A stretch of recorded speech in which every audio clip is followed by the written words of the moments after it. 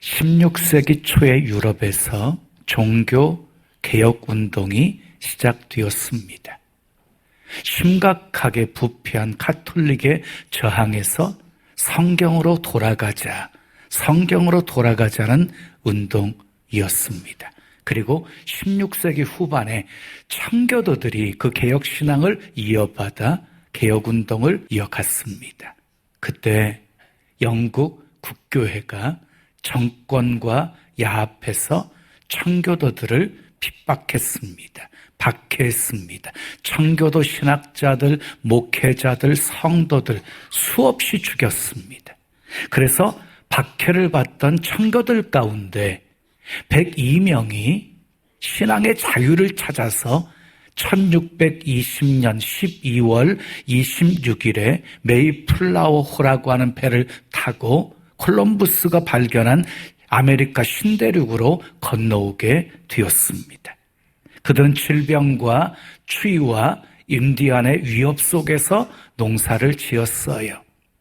첫 수확의 열매를 거두어서 하나님께 드리면서 비록 보잘것없는 수확의 열매였지만 인디언 손님들과 함께 만찬 식탁에 둘러앉아 하나님께 감사와 찬송을 올려드렸습니다. 그것이 첫 번째 추수감사 예배였습니다. 현대의학의 발달에서요, 머지않아서 암도 정복하게 되어진답니다. 그런데요, 감기를 가져오는 바이러스만큼은 해결되지 않는데요. 왜냐하면 계속해서 새로운 변종들이 나오기 때문이랍니다. 여러분, 에이즈도 바이러스예요. 바이러스가 얼마나 지독하고 무서운지 컴퓨터 안에서 방해하는 방해꾼도 컴퓨터 바이러스라고 부르고 있지요. 그런데 여러분, 이 세상에서 가장 무서운 바이러스가 있습니다. 세상에서 가장 무서운 바이러스, 불평 바이러스입니다.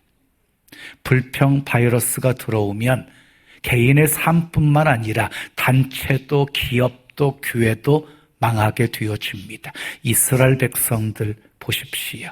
이스라엘 백성들만큼 기적과 하나님의 은혜를 체험한 백성들이 어디 있었어요? 애굽에 내렸던 10번째 재앙, 장자가 죽는 재앙에서도 구원을 받았고 홍해를 육지처럼 건넜고 구름기둥 불기둥으로 하나님의 인도하심과 보호하심을 받았고 매일같이 하늘에서 만나를 내려주셔서 먹여주셨고 그리고 반석에서 솟아나는 생수를 마시게 되었어요. 이렇게 놀라운 은혜를 체험했던 이스라엘 백성들인데도 불구하고 조그마한 문제가 발생하게 되어지면 원망하고 불평합니다. 일만 열면 불평이었고 입만 열면 원망이었습니다. 그래서 결국 어떻게 되었습니까? 이스라엘 백성들은 적과 꿀이 흐르는 가나안 땅을 약속받았지만 결국 원망 불평했던 사람들은 광야를 돌다가 광야에서 다 죽고 말았습니다. 그 가나안 땅에 들어가지 못했습니다. 여러분 기억하십시오. 그리스도인에게 가장 무서운 죄는 원망과 불평입니다. 그런데 이 원망과 불평 바이러스를 치료하는 백신이 있어요. 원망 불평을 치료하는 백신이 무엇일까요?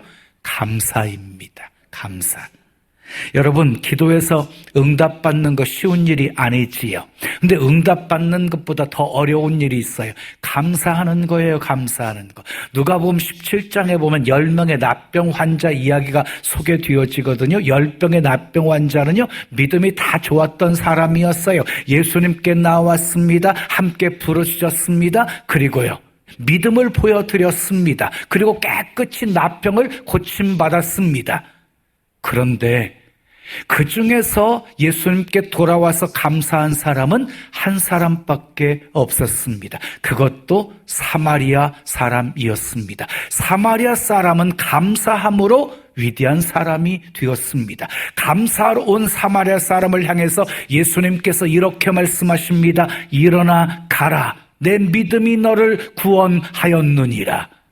그러니까 감사했던 사마리아 사람은 육신만 치료받은 것이 아니라 그 영혼까지 구원받게 된 것입니다. 여러분, 감사가 능력입니다. 감사가 축복입니다.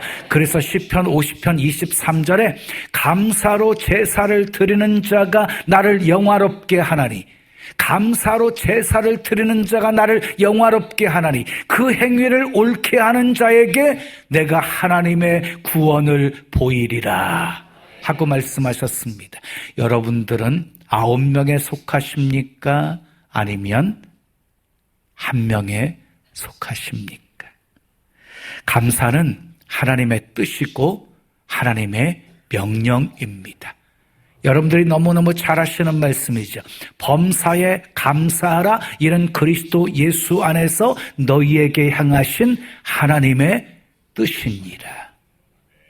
감사는 하나님의 뜻이고 감사는 하나님의 명령이에요. 성경은 끊임없이 우리에게 감사하라고 명령하고 있어요. 시편 50편 14절에 감사로 하나님께 제사를 드리라 하고 말씀하셨고, 시편 100편 4절에 감사함으로 그 문에 들어가며 찬송함으로 그 궁정에 들어가서 그에게 감사하며 그 이름을 송축할지어다라고 말씀하셨고, 시편 107편 1절에 보면 여호와께 감사하라, 그는 선하시며 그 인자하심이 영원함이로다라고 말씀하셨고, 에베소서 5장 20절에 범사에 우리 주 예수 그리스도의 이름으로 항상 아버지 하나님께 감사하라라고 말씀하셨고, 골로새서 3장 15절에 너희는 감사하는 자가 되라 하고 말씀. 그러니까 감사는요 하나님의 명령이에요. 그러므로 우리는 명령에 순종해야 합니다. 감사해야 합니다. 행동하지 않는 믿음은 참 믿음이 아닌 것처럼 표현되지 않는 감사는 참 감사가 아닌 것입니다. 감사를 표현하십시오. 아브라함 보세요. 믿음의 조상 아브라함은요 가는 곳마다 제단을 쌓아서 하나님께 감사의 예배를 드렸습니다. 한나를 보십시오. 사무엘을 낳고 감사와 찬송을 하나님께 올려드리면서 사무엘을 서원한 대로 바치면서 감사를 표현했습니다. 여러분, 말로, 기도로, 찬양으로, 예물로 감사를 표현하십시오. 아주 적극적으로 감사를 표현하십시오. 그런데 범사에 감사해야 합니다. 범사에 감사하라. 범사에 감사하라는 말씀은요 모든 일에 감사하라는 말이에요. 범사가 모든 일이잖아요. 그래서 오늘 본문에도 이렇게 말씀하고 있지요. 아무것도 염려하지 말고 다만 모든 일에 기도와 간구로 너희 구할 것을 감사함으로 하나님께 아뢰라 하고 말씀했습니다. 모든 일에 감사하라는 말씀입니다. 우리는 일이 잘 풀릴 때 감사하지요. 척척 응답받고 건강하고 돈을 많이 벌게 되어지면 감사하게 되어지지요. 그런데 오늘 본문의 말씀은요 모든 일에 감사함으로 기도하라는 것이에요. 모든 일에 감사함으로 기도하라. 다시 말해서 문제가 잘 풀리지 않을 때도 감사함으로 기도하라는 것이고요, 사업이 잘 풀리지 않을 때에도 감사함으로 기도하라는 것이고, 그리고 사건이 발생했을지라도 감사함으로 기도하라는 것이고, 그리고 건강이 좋지 않을지라도 감사함으로 기도하라는 것입니다. 사도 바울에게 육체에 가시가 있었어요. 그 가시가 안질이었는지 간질이었는지 둘 중에 하나일 거예요. 그런데 복음 전파하는 데 있어서 그 가시가 얼마나 장애가 되고 방해가 되었겠어요? 그래서 그 가시를 없애달라고 3번씩이나 간절하게 하나님께 기도했어요. 하나님이 어떻게 해주셨어요? 가시 없애주셨어요? 그대로 남겨두셨어요. 죽을 때까지 남겨두셨어요. 그러면 왜 하나님께서 가시를 남겨주셨을까요? 가시가 브레이크였어요. 바울이 잘난 척하지 못하게 만드는 브레이크. 늘 하나님 앞에서 겸손하게 자기를 낮추게 만드는 브레이크.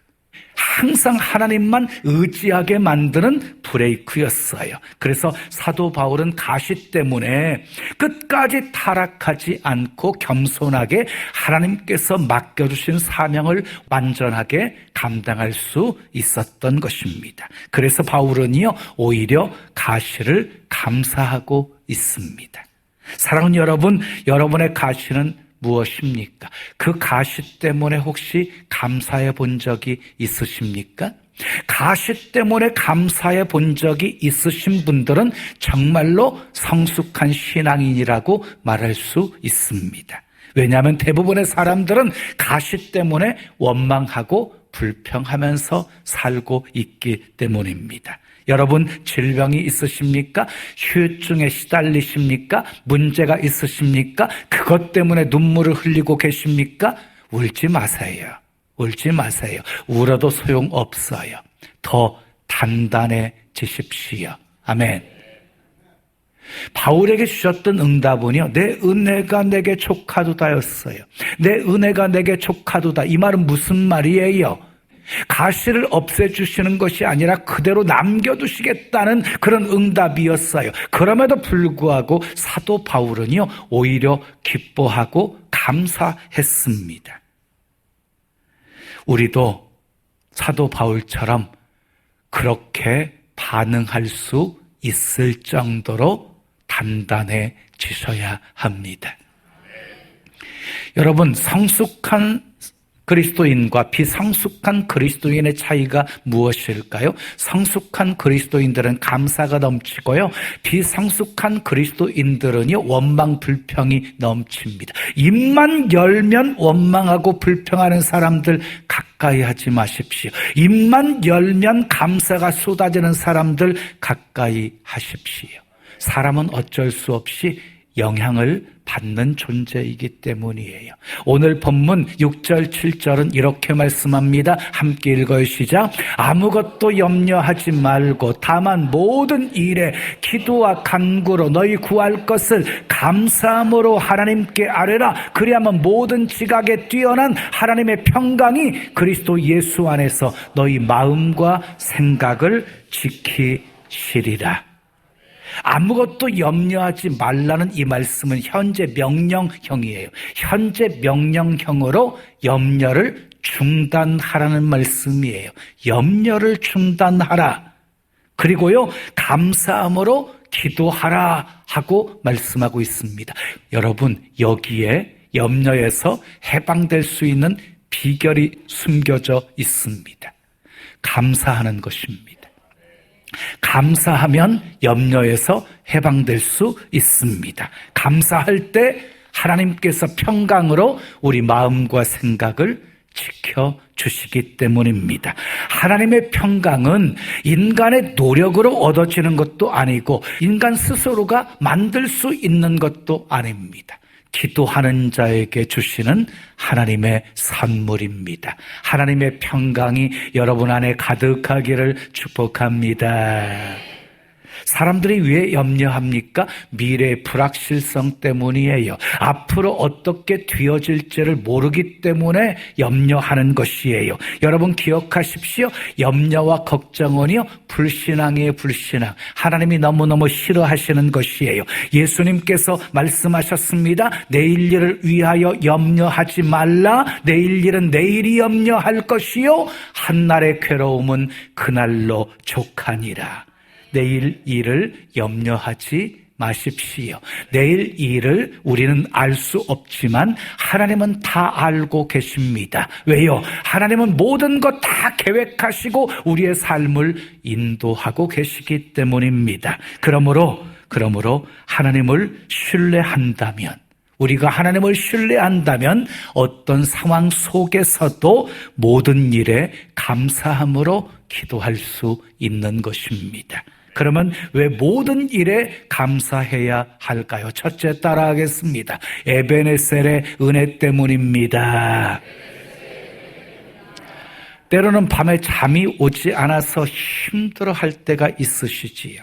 무엇인가 신경 쓰는 문제가 있기 때문에 잠을 못 이루는 거예요. 탁 떨쳐버리고 깊이 좀 숙면을 취하고 싶은데 이게 계속해서 머릿속에서 맴돌고 있기 때문인 거지요. 그래서 엎치락 뒤치락 하면서 뜬 눈으로 밤을 새우기도 하는 것이지요.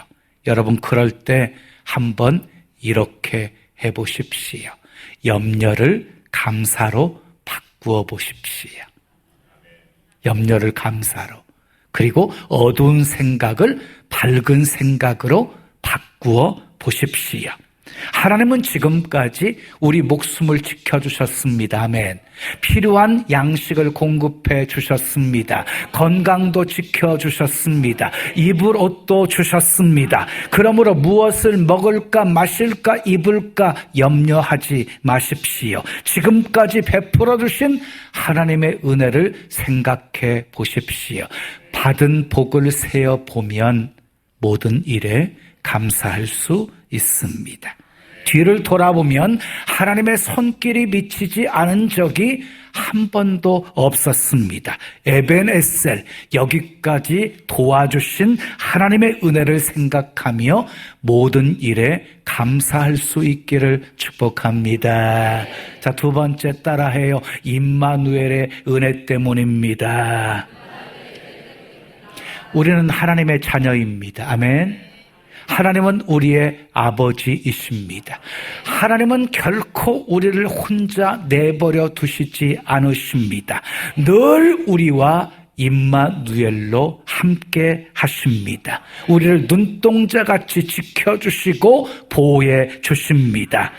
예수님은 이것을 설명하기 위해서 마태복음 6장에서 두 가지를 예로 들어서 말씀하고 있습니다. 하나는 공중에 나는 새고 또 하나는 들에 핀 백합화입니다. 예수님께서 산에 오르셔서 말씀을 가르치실 때에 마침 그때 공중에서 새가 날아간 것 같습니다. 그리고 들에는 백합화가 피어 있었던 것 같습니다. 그래서 예수님께서 그 공중에 나는 새를 가리키면서 말씀하셨고 백합화를 가리키면서 백합화가 어떻게 자라는지를 생각하라고 말씀하셨습니다. 그것들 하나님께서 다 먹이시고 입히시는데 하물며 너희일까 보냐, 이렇게 말씀하십니다. 공중에 나는 새도 들에 핀 백합화도 하나님이 다 먹이시고 입히시는데 하물며 너희일까 보냐. 이게 무슨 말입니까? 하나님이 책임지시겠다는 것입니다. 그러므로 염려하지 말라는 것입니다. 그런데 왜 염려하십니까?